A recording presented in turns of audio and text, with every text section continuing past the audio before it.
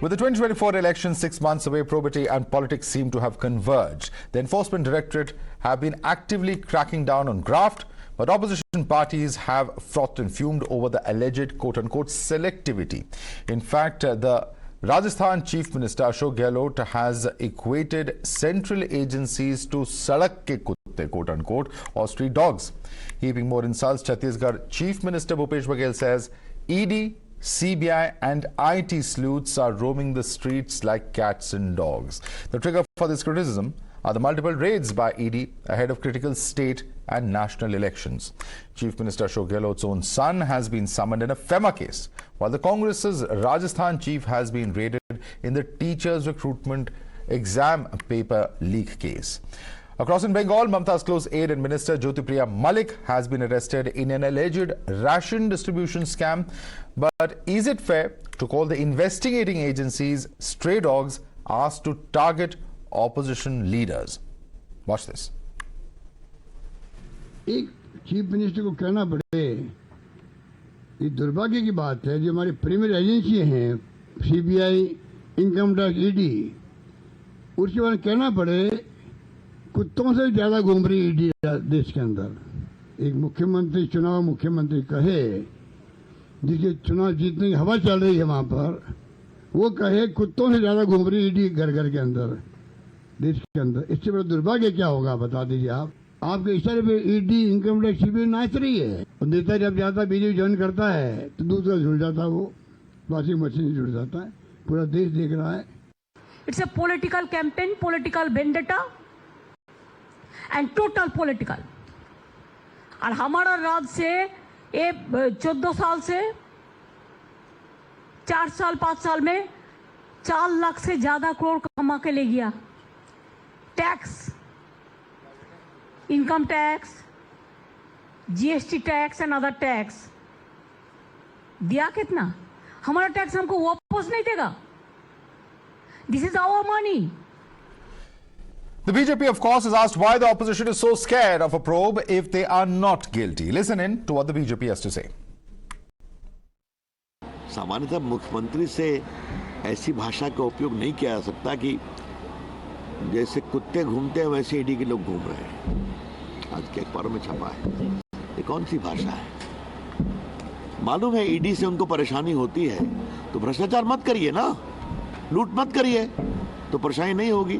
तो लूट भी करेंगे और कार्रवाई नहीं होगी, ये तो नहीं होता ना। ईडी और आईटी डिपार्टमेंट का आना तब होता है जब पीएमएलए मामला बनता है, और इस सरकार के आने के बाद यदि सरकार खुद कार्रवाई करे तो इस प्रकार की करप्शन को रोका जा सकता है।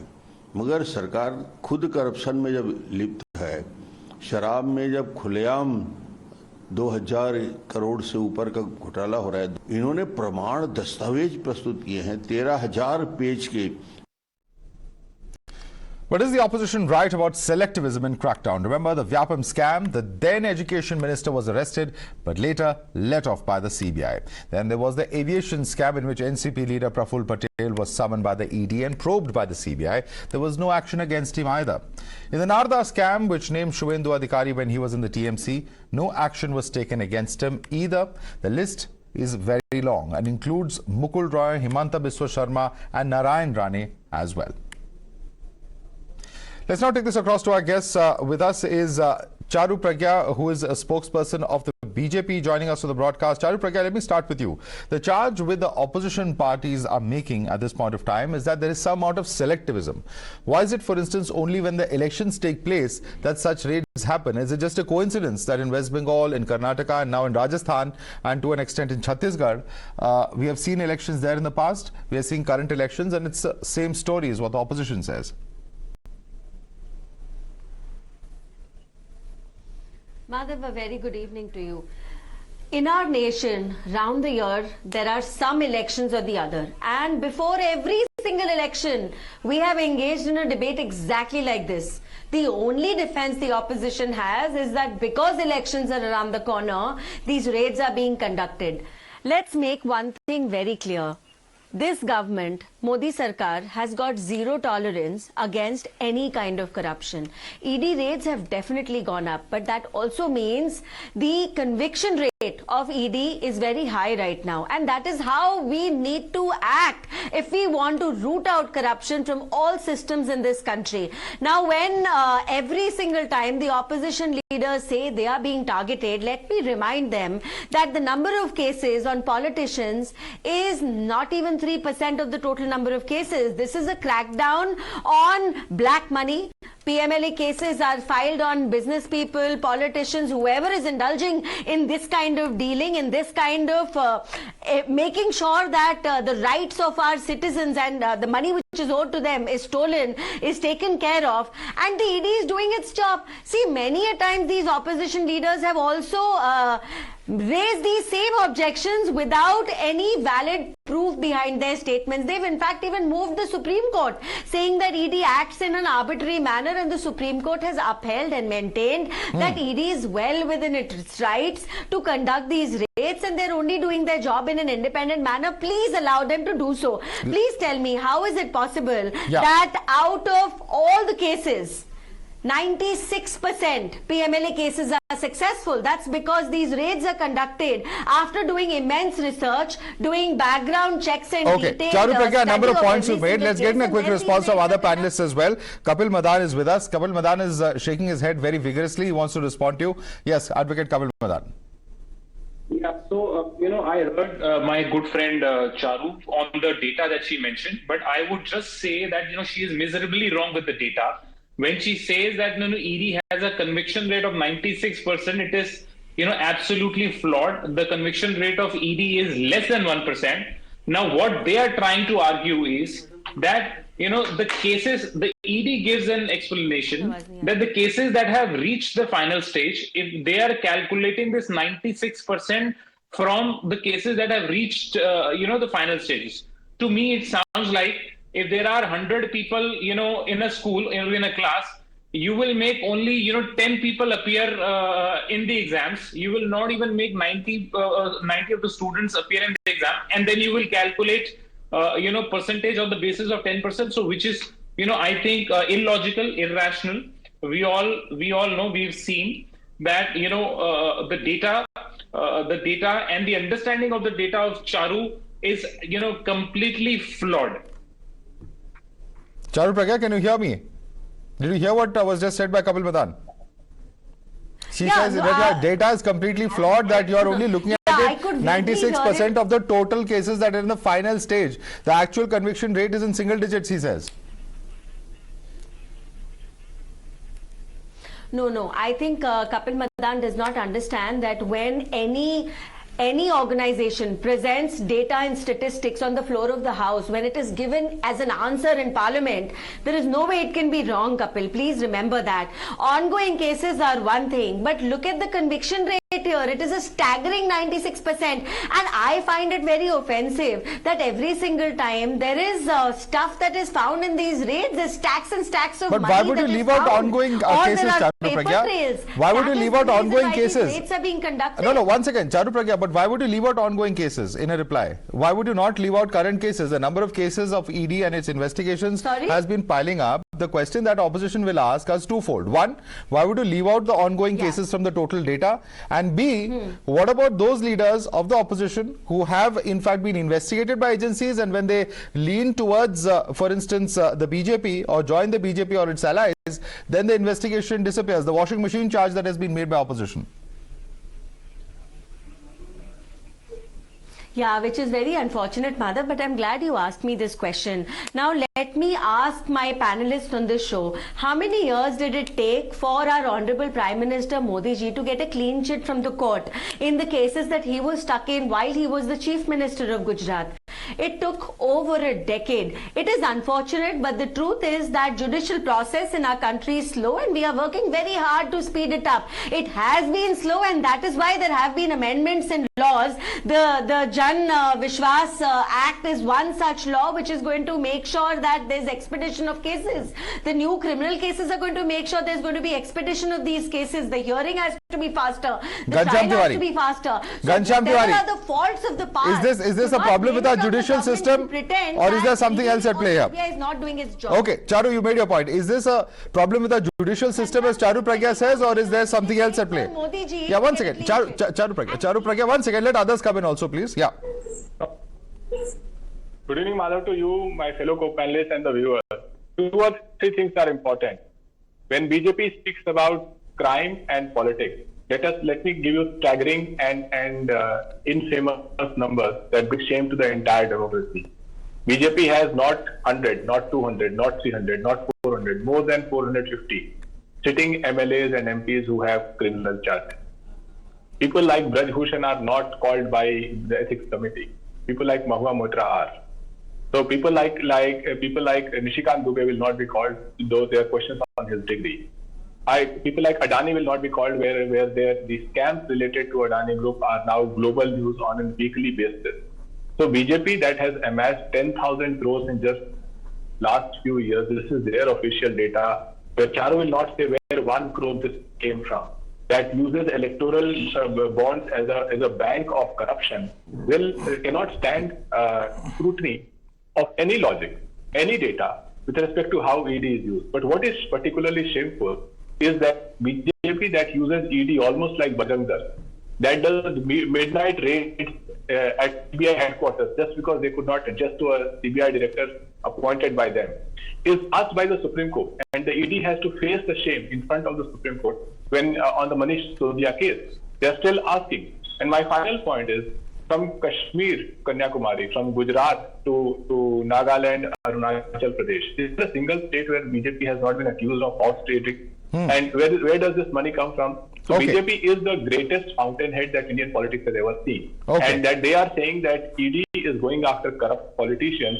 is like what calling the kettle black. And there are Right. other such examples that we can find in dictatorial nations, but not in democracy. Let's go one by one. Let me start with the horse trading charge that you are making. Varun Singh, respond to that. Varun Singh, here you have Ghanshyam Tiwari, spokesperson of the Samajwadi Party, who says that given the fact that we've seen governments fall, it could not have happened without horse trading is his charge. And he says that in that case, it is wrong for the BJP to call other parties corrupt. He is alleging that there is corruption on part of BJP in the change of various regimes that we've seen over the past several years. Please respond to Ghanshyam. Ghanshyam ji will also have to answer what happened in Bihar. So the government of BJP fell and JDU went with RJD. And talking about corruption and criminal charges, let me tell you, almost every political party has MLAs who have declared criminal charges against them. For example, ADR's recent report says that MLAs with serious criminal charge in Chhattisgarh, I'm talking about Chhattisgarh, 18 out of 71 MLAs from INC and 3 out of 14 BJP MLAs, these are sitting MLAs with criminal cases. Party-wise sitting MLAs with serious criminal cases, 11 out of 71 INC MLAs have declared criminal cases against them. There are none from other parties. So, today if any action is being taken, it is not just because any political party wants to take it. And Madhu, you said one point which I wanted to, the opposition is today saying that there's election, that is the reason ED is taking, or ED is, initiating these cases. But when there's no election, at that point of time when ED does this, it is also said that BJP is using it. So what is the time? When does the country see the authority or the agency act? And also to correct to Mr. Madan, the 96% conviction rate is something that was said on the floor of the House. It was widely reported. As an advocate, I expected him to be well read about it, but pointing out something that has been said on the floor of the House shouldn't be challenged, and that is the basic of the law over here. And all political parties do have such things, do have corrupt MLAs. That is how sadly our political system has become. And every party that is contesting elections, or every political party that is here in this country, wants to have a government. So he also is the national coordinator of Indian Youth Congress. Let him tell me how did his party in Bihar support RJD and JDU while JDU was in alliance with BJP. So horse trading and all these are sounds very बहुत अच्छा लगता है सुनने के लिए, but everyone has been doing it. Okay. Corruption is not something that is restricted to any one political party, and in fact, in this case, we are just cracking down on it. Since the reference was made to you specifically, Advocate Kapil Madan, please respond to what Varun Singh has said. Yeah, so I will respond to both Charu and to what good friend what he just said. I will ask Charu one question here. She said that ED is doing his job. Can Charu name one politician from the opposition who has been convicted in an ED case, in a PMLA case? Can she name one convicted under the PMLA? I bet she will not be able, because there isn't anyone who has been convicted, any opposition leader who has been convicted under PMLA. Now, PMLA, money laundering case. Now, my second point, can Charu name one person who comes from the BJP, any minister? Yeah, he's asking you another question to Charu. My other question to Charu is, can she name one person from the BJP who has been raided under the PMLA by Enforcement Directorate? Okay, she two will questions. Not be able to give, two questions, two names. Okay, let her respond to both those questions. Charu Pragya. Thank you. Yeah, Madhav, very quickly, I'll first respond to something that Ghansham said. Ghansham said that Manish Sisodia's case, even the Supreme Court is making negative observations. Please tell me, Ghansham, or Kapil, if you want to, why is it that in spite of everything that you say on national television, he's still not given bail?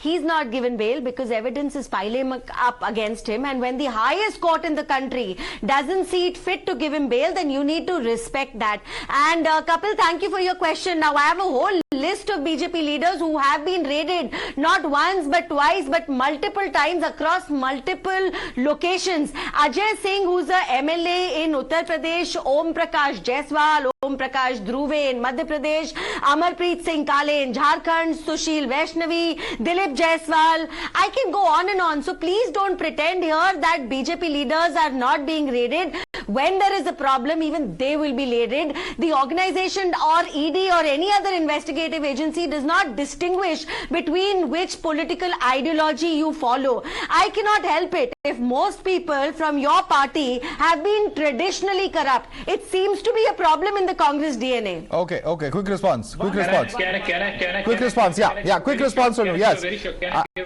Yeah. Kapil. No, just Kapil, just to tell One second. I'll come to Vinay. I'll come to Vinay. Just Varun, sorry. Let Kapil respond. Yeah. So, Madhav, BJP is one party where, which is an epitome of contradiction. Now, not long ago, Kapil, their own sitting chief minister was calling Ajit Pawar. Now, let me respond. Now, she is given names of some leaders which I don't even know. I don't even know what is their stature. I don't even know. Does any case take to complete? Can I? Okay. Let me come in now. We have to take a quick break. One second. Charu and Kapil, just 1 second. I'm requesting you as well as Varun and Ghansham also to stay with us. We're slipping into a quick break. We'll be back with this discussion in just a few minutes. Stay tuned.